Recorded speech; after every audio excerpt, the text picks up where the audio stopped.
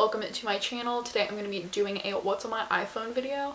I've actually never done one of these and I feel like they've been popular for a really long time. I actually thought about doing this 2 or 3 weeks ago, but I never got around to filming it. And then the new iOS 14 update came out and I thought it would be a perfect chance to sit down and film this video. It actually took me a few days to update to iOS 14 because I felt like it was going to be a big commitment and I didn't want to like sit and have to deal with like doing the home screen and everything. But once I did it, it really didn't take that long. So I'm really glad I did it and I love the update so far. I didn't go really crazy with like making all the different icons for apps and stuff just because I hate how it will like cut to the shortcuts thing before I open the app, and I also have to see my notifications like at all times, so that wasn't really going to work out for me. But I definitely made my phone really minimal and added some of the widgets and stuff. It was weird for me because I've never changed the layout of my phone screen like ever since my like very first iPhone. I just transferred the same layout like through every phone, so that's why I was kind of hesitant to update, because I knew everything was going to be moving around, but I'm already pretty much used to the setup now. I don't have too much on my phone, but I always feel like these are interesting, especially because like I said, the update, everyone wants to see kind of how they set up their widgets. So I guess we will just get right into it. So I'm just gonna have like a little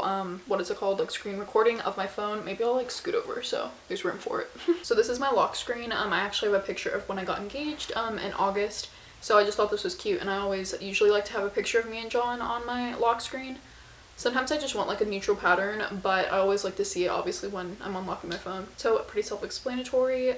This is my main home screen. I only have 2 pages, and even before the update I only really kept it to 2 pages, and I love using the folders to have all my apps like separated. So on the front page I have the things that I usually use more often, so I don't want to like put them all in folders on the front necessarily, but I added this widget up on the top that's also a picture of me and John. Obviously like I said, it's just nice to see whenever I'm on my phone. And then I added this small calendar widget right underneath it.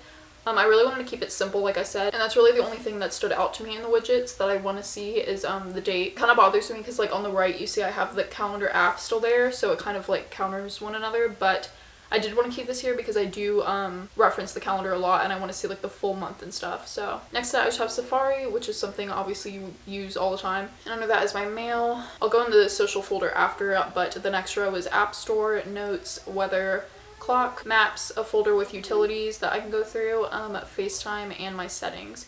I actually used to have my settings up at the top, so it's like hard getting used to like going to the bottom, but like I said, I'm already getting used to it. Also at the bottom of my phone I have my camera, photos, phone, and messages. I used to also have my camera at the very top of my phone. I actually had Apple Music down at the bottom, and I don't even use Apple Music, so I don't know why I had the music app like at the bottom where it's like the most used stuff. So I got rid of that and replaced it with my camera. I like to have my social folder on at the front page just because that's something I'm always going to the most often. Basically these are all apps you probably know already. Facebook, Google Calendar, which is my favorite thing to plan and schedule with. I like that more than the Apple Calendar. I do just keep it here because I like to look, like I said, just at the week or month ahead, like date-wise, not necessarily for like things I have planned. And I have Twitter, Google Photos, which is the best thing you could ever get in my opinion. I have like every picture backed up from like middle school because I've had Google Photos backing up all of my phones. It's really helpful whenever you're switching phones or getting a new one. Everything is in one place and you don't lose any of your files. Facebook Messenger, Snapchat, YouTube, Instagram. The next page I have Tumblr, which I don't even use anymore, but I guess I just have the app in case. My followers app, which just shows who unfollows me on Instagram because I do unfollow back. Pinterest, which I'm obsessed with and have been a lot lately. Google Docs, Google Drive, the same thing, that who unfollowed, that's for Twitter. GroupMe, which I don't use anymore, that's what we used in college. Most of our like sorority group chats and stuff were through GroupMe, so I guess I can get rid of that, but I just have it there for now. And the last page is TikTok, TimeHop, and Google Sheets. TimeHop is, I'm sure you've heard of that too. It's like where it tells you your memories every day and like what you posted however many years ago. And then Google Sheets is just like Excel but Google version. It's not really social media. I think I used to have that in utilities, but I ended up just putting Docs and Sheets in here because it's like with the rest of my Google apps. In the utilities app that I have at the bottom, I just have the measuring tool, reminders, which I don't really use. I think I did for a while, but I kind of just like never paid attention to them. This characters app I've had forever. It's basically just to find like little stars and symbols for your like text characters. I used this a lot when I ran our sorority's Instagram page because we always wanted to like make the captions cute with like different like symbols and stuff. I don't really use it anymore, but I guess it's good to have in case I'm ever looking at for something like that. Next I have calculator, Find My Friends, Contacts, Wallet, which I also don't use. I really want to set up my Apple Pay, but I just haven't gotten around to it. My fitness app for my Apple Watch, Google Tasks, which I feel like I like better than reminders. I don't know if they're even like comparable, but I like it because well, I actually deleted all mine because this was only really helpful in school because I could like make to-do lists and check everything off. But I liked it because it linked up with my Google Calendar, so that's why I like to use tasks. And the next page we have Google Earth, Flow, which is, if you're a girl, you know what the app is. My Bible app, Bitmoji, GoPro, which I also barely use. John has a GoPro, and just whenever we try and get the pictures off that's the app you have to use, but we haven't used the GoPro in a while. Uber and Lyft, Compass, Files, and the last page is Adobe Scan, which is amazing if you're ever trying to scan like your signature or any kind of document.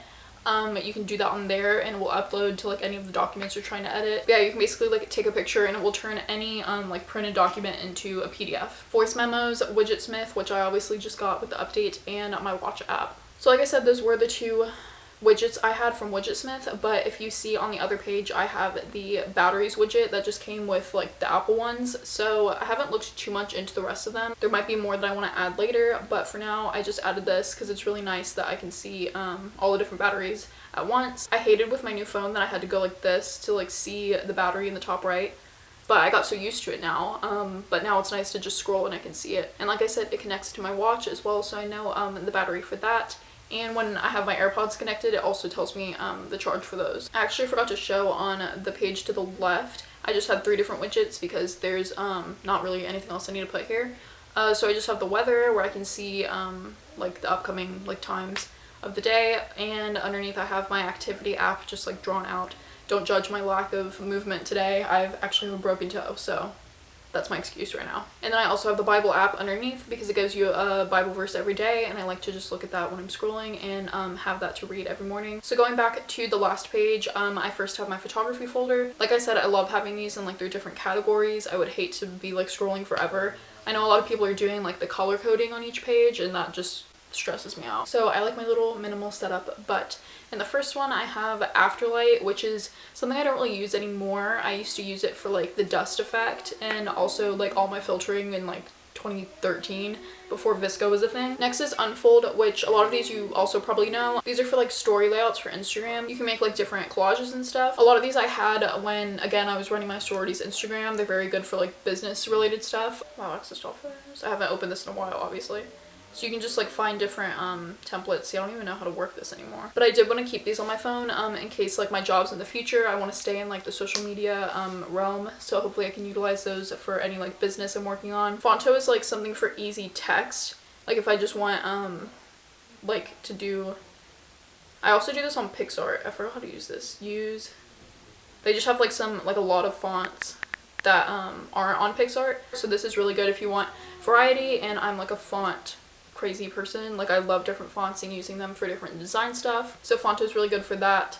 And you can also put it on like images. It doesn't have to be just like a plain white sheet. Next is VSCO, which everyone knows about. I do update my VSCO pretty regularly. It reminds me of like Tumblr in a lot of ways, but it's like all your own pictures. I actually don't add to like the collection, so I don't like view the feed as Tumblr or anything like that. But I do like to put my own pictures on here and just something that like I can look back to, since I wouldn't put like all of these things on Instagram necessarily. Next is my Lightroom app, which is what I use to edit my pictures. I actually have presets. I will link them down below, but I actually haven't used those presets in a while. They're the ones I used pretty much like last year more so, but lately I've been into more like kind of subtle like natural editing. So I actually do think I'm going to be releasing these presets as well. I haven't really like perfected them though, because they are like really subtle, and I just want to make sure they like work really well, because the last ones were kind of like really contrasted and stuff, and I feel like it was hard for people to adjust them. So hopefully I'll be releasing these soon, but this is what I use to edit my pictures. Next is and I use this to plan out my photography Instagram. I can actually delete this one. So I think I can actually add my regular feed to this if I wanted to, but I just do this for my photography pictures to see what they're going to look like with the rest of them before I upload to Instagram. Design Lab is another see, I haven't even opened these since I got my new phone. That's why this is like asking me all these things. But Design Lab is actually really good for those collages and story posts. It has like a lot more advanced like features, I think. PicsArt, it's basically what I use for any like photoshopping, like color correcting. I can select certain things and either make them brighter or darker, or like smoothing things out.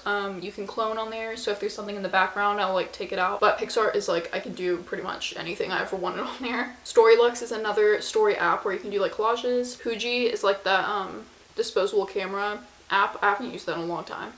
SparkPost is really good for designing and also like social media. Again, I haven't logged into any of these things in forever, but I did use that a lot for my first 2 jobs in college. Groovoo, I think, was it's like a glitch effect kind of thing for either videos or pictures. PhotoCircle, oh, I guess I should delete that too, that's sad. We used that for our sorority. I actually like started, when I ran the Instagram, I started this app for everyone that, well, I didn't like make the app, but I made us start using it to basically have everyone's pictures in one place. So I had them to sort through for posting on our social media and stuff. I forgot it was even there. I guess I should leave that now. Sad. HypeType is a, you can put text on stuff, but I think it's like animated, which is really cool. Mojo is another story app, which I like. Colortone is another like filtering app. I remember there was one that I really liked, but I don't really use that ever. And then Prequel is the app that everyone's been using lately for, I guess, like TikToks and stuff, where you have like the film effect or like VCR. You can put that on, I think, pictures or videos. So next in the music/TV folder, I have Spotify, Pandora, Hulu, Shazam, which is where like if a song is playing, you can hit your Shazam and it will like tell you what the song is. I use that a lot. SoundCloud, which I don't ever go on. I had that because I used to do like piano covers on SoundCloud in like 2012. I wonder if I can get on and like listen to them again. I have a piano app because, of course. Then I have ABC, Netflix, Tab Pro is for like guitar chords or, well, piano chords, any kind of chords. I use that when I'm learning songs, obviously on the piano or guitar. And then I have Podcasts, E, and then chords here, it'll play like full chords, like anything I need. I can like find an E major, G sharp, whatever. And like I said, obviously these like random channels, like E, I use that to watch Kardashians, ABC for The Bachelor, so I have a few different apps just to keep up with my TV shows. And the shopping app, I don't have too many shopping apps. I feel like they're kind of like not always necessary. First one is Bar Taco, which I'm actually going to in about 30 minutes. So I'm so excited. It's my favorite restaurant in Tampa. We just do that to like put our name in ahead and stuff. Amazon, Sephora, Starbucks, Chick-fil-A, Ibotta, which is you can like scan your receipt, well, not scan, but you can add items from your receipt like after you go grocery shopping and you get money back. So it's basically like couponing, but like after the fact. Next I just have Venmo, Etsy, Target. Wish is where I get like all my cheap jewelry and sunglasses when I just want something like trendy. Kobe Rewards, which is like our Japanese steakhouse over here. We have like our birthdays and stuff, we get free meals if we have the app. Next is Zillow, Poshmark, Realtor.com, which I guess I don't need Zillow and Realtor anymore, but I had those when my parents were looking for a house and also when John was looking for his house. They're definitely good to have though, because you ever just like want to look at like houses for sale, because I do. Uber Eats, DoorDash, Grubhub, all the good food things, and Dunkin'. Out of my shopping app, I have my school folder, which I guess I should get rid of the whole thing, but I just haven't brought myself to yet because I feel like I haven't even graduated. But I have Canvas, obviously. Omega One is what we used for sorority stuff. Plus One is actually, I can use it to see my high school yearbooks. We had those uploaded into like this database where you could like see it digitally. Microsoft Teams, Zoom, and Outlook, which I mostly used for work towards the end when obviously everyone was quarantined, but that's all for my school folder. And then I have games, which I only have one page of games. Definitely thought I had 2.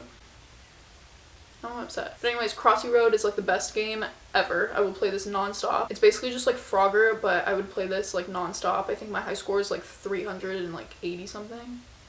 I want to see how far I can get. Honestly, no, I'm wasting time. I should have. Okay, well, I only got 30 that time, so that's fun. 2048 is obviously just, I'm pretty sure everyone used to play this game, and it's really addicting. Oh, I haven't played this in forever. Now I want to keep doing it.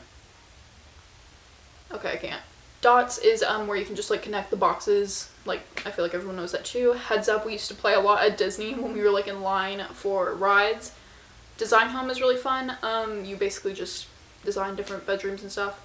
Animal Crossing, which I haven't played in forever and I need to, since I don't have a Switch. Hopefully I'm getting one soon, but for now I just have Pocket Camp. Color Road, I think I saw on like an ad one time and it actually looked fun, and I downloaded it and it's actually very fun. Yeah, you just like go like this and then you have to like knock into the same color. and then it changes. So like now it's gonna be yellow, and then you go like down yellow. It seems really easy, but it gets like hard. Minesweeper, because I got into playing that and I'm like honestly really good. Probably not anymore, but wait, why is it not like resetting? Maybe this is broken. I just felt accomplished playing this because at first I had absolutely no idea what I was doing in the slightest, and then once I got kind of good, I thought I was like a pro. But I guess I need to do Minesweeper because this is like frozen. And I actually just got this the other day, Flappy Bird, because I was thinking about how obviously we can't get Flappy Bird anymore, and I was like, I wonder if I'm still like decent at it.